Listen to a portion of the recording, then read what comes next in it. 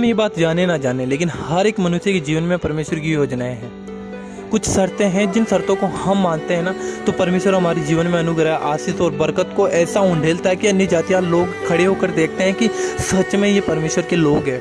लेकिन उसके लिए परमेश्वर की कुछ शर्तें हैं, कुछ आज्ञाएं हैं जिनको हमें मानना पड़ता है। जब तक हम उन आज्ञाओं को अपने जीवन में नहीं ग्रहण करेंगे, उन पर नहीं चलेंगे, नहीं मानेंगे परमेश्वर की शर्तों को, तो परमेश्वर हमारे जीवन में आशीष नहीं लेके आता है। क्योंकि हमें परमेश्वर के रास्ते पे चलने के लिए उन शर्तों को मानना पड़ता है, तब परमेश्वर हमारे जीवन में आशीष बरकत लेके आता है। परमेश्वर हमें तब ऐसा उठाता है कि जैसे आप देख सकते हो बाइबल में, मतलब अब्राहम को परमेश्वर ने कहा कि मैं तुझे जाति जातियों का मूल पिता ठहराऊंगा, लेकिन उसने क्या कहा, लेकिन परमेश्वर ने एक शर्त रखी थी, उसके सामने क्या शर्त रखी थी कि जिस देश में तू रहता है ना, उस देश को छोड़कर तुझे उस देश में जाना पड़ेगा। यहाँ से छोड़कर तुझे अपने पूरे परिवार के समेत वहाँ पर जाना पड़ेगा। तो ये शर्त कोई छोटी शर्त नहीं थी, लेकिन परमेश्वर की इच्छा को पूरा करने के लिए अब्राहम ने अपने पूरे परिवार के, अपने पूरे घराने के समेत, मतलब अपने पूरे घर वगैरह सबको छोड़ छाड़ कर, जिस जगह पे वो रहता था ना, सबको छोड़ के, अपने बहन भाइयों को, अपने सबको छोड़ के उसने अपनी पत्नी को लिया और वहाँ से निकल गया कि परमेश्वर की इच्छा पूरी हो।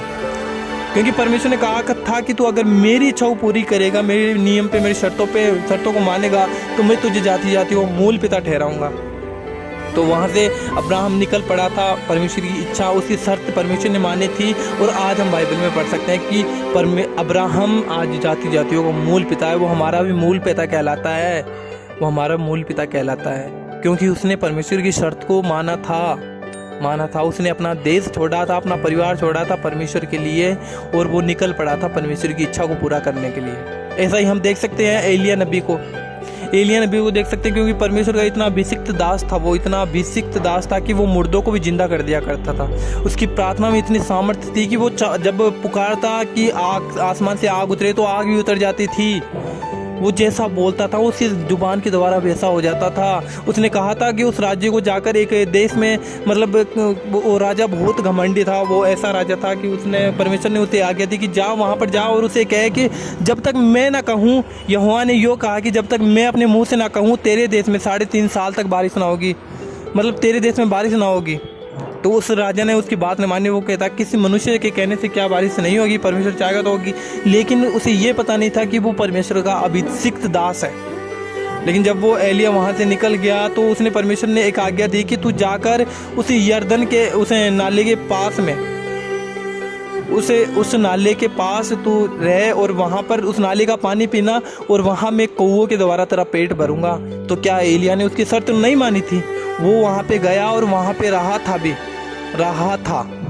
उस अकाल के समय में वहाँ पर रहा था वो एलिया, और उस नाले का पानी, गंदे नाले का पानी उसने पिया था, और कौवों के द्वारा परमेश्वर ने उसके पेट को भरा था। क्या उसके पास घर नहीं था?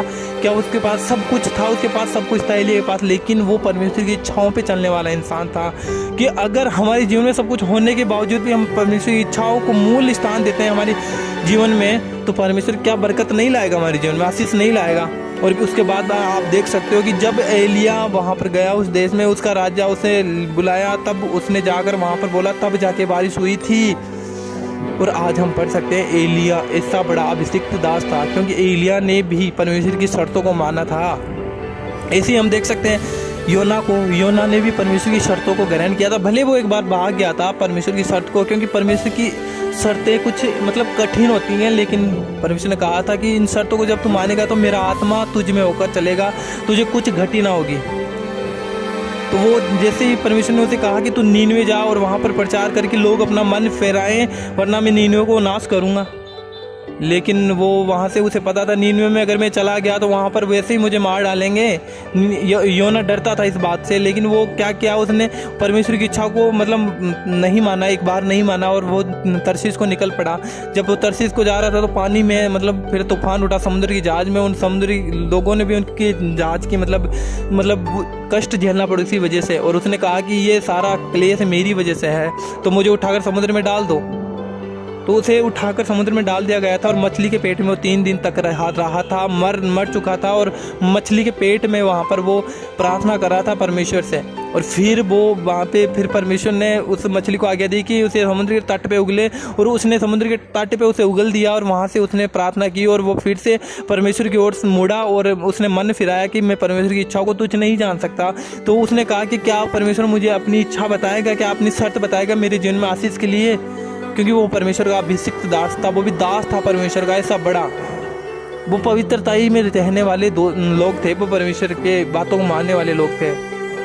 भले कई बार हम शरीर की दशा में कि परमेश्वर की इच्छा को तुझ जान लेते हैं, लेकिन फिर से परमेश्वर ने उसे कहा कि तू जा नीनवे जा, योना तू नीनवे जा और जाकर वहाँ पे प्रचार कर, जो मेरे लोग हैं कि उन पे मेरा क्रोध ना भड़के। तो वो वहाँ पे नीनवे में गया और नीनवे में जाने के बाद उसने 40 दिन लगातार प्रचार किया और 40वें दिन वो देख रहा था, पहाड़ पर जाकर वो देख रहा कि आज परमेश्वर का क्रोध इन पे भड़केगा। लेकिन वो लोग क्या, जिन्होंने प्रचार को सुना, उन्होंने अपने मन को फिराया था और वो दुहाई देने लगे, वो सब उपवास में आ गए, उन्होंने टाँट ओढ़ लिया, वो अपने जानवरों को, बच्चों को, सबको मतलब उपवास में लेके आए थे। तो परमेश्वर की दया उन पे आई और नीनवे नाश होने से बचा था। लेकिन योना जो पहाड़ी पे बैठा हुआ था वो धूप में था, उसने मतलब छाया के लिए ऐसा कोई व्यवस्था की थी, लेकिन उससे छाया नहीं हो पा रही थी। लेकिन वो जैसे लेटा तो परमेश्वर ने अपनी सामर्थ्य के द्वारा वहाँ पर एक घिए की बेल को लगाया था कि योना को धूप ना लगे, वो छाया में रहे। लेकिन जब वो योना सुबह उठा, उस धूप से उठा, तो उसने देखा कि वो बेल सूखी हुई है, और तो वो वहाँ पर दुखी हुआ। क्यों दुखी हुआ? क्योंकि जो उसने नहीं लगाया था, फिर भी जो अचानक से आई, अचानक होगी परमेश्वर के सामने, उसके द्वारा दुखी हो रहा। तो क्या परमेश्वर नहीं चाहता कि हम परमेश्वर की शर्तों को माने, तब परमेश्वर हमारे जीवन में आशीष लेके आए? परमेश्वर चाहता है, लेकिन उसके लिए परमेश्वर ने कुछ शर्तें रखी है हर एक मनुष्य के जीवन में।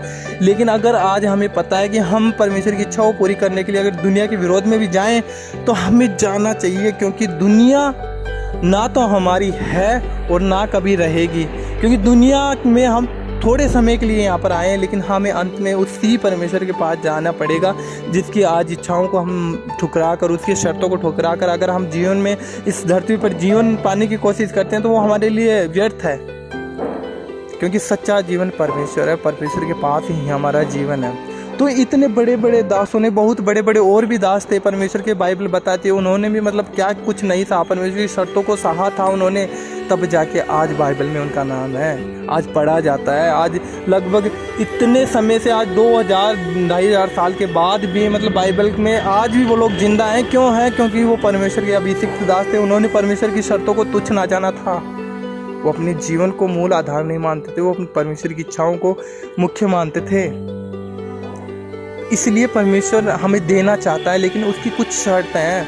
उसकी कुछ शर्त है कि मेरे बेटे, मेरी बेटी, पहले तू ये कर, तब मैं तुझे ये चीज़ दूंगा। क्या हमें परमेश्वर की बातों को नहीं मानना चाहिए?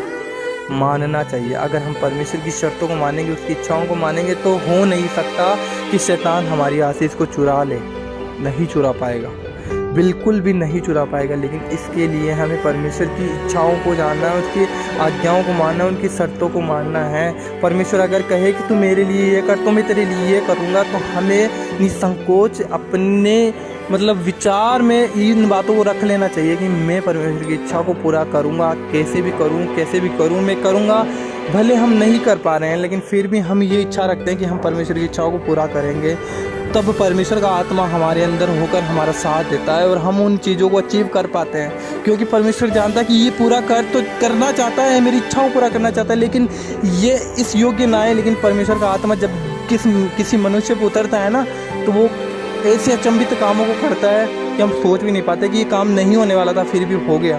लेकिन इसके लिए हम क्या करना पड़ता है? इच्छा रखनी पड़ती है। अगर हम इच्छा रखेंगे कुछ काम को करने की, तो यहोवा भी खुश होता है, हमारा परमेश्वर भी खुश होता है कि मेरे बेटे ने, मेरी बेटी ने मेरे काम के लिए इच्छा रखी है। तो हमें इच्छा भी रखनी है परमेश्वर के काम के लिए। आज मेरे जीवन में मान लो परमेश्वर ने ये इच्छा रखी है, वो कहना चाहता है कि तुझे जगत से लड़कर मेरी इच्छाओं को पूरा करना है। तो क्या मैं परमेश्वर की इच्छा को तुझ जानूंगा? नहीं।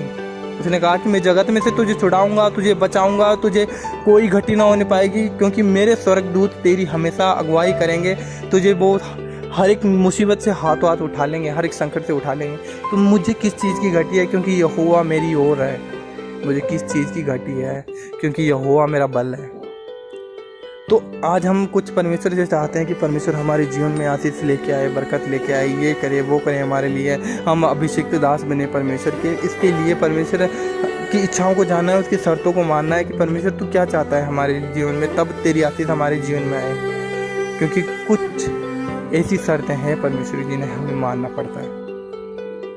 तो बस मैं आपको इस वीडियो में सिर्फ इतना ही बताना चाहता था। होप करता हूँ कि आपको कुछ समझ में आया होगा, आप ये वचन समझ में आया होगा। आज आप इन वचनों के द्वारा अपने जीवन में परमेश्वर को मतलब मुख्य स्थान दोगे।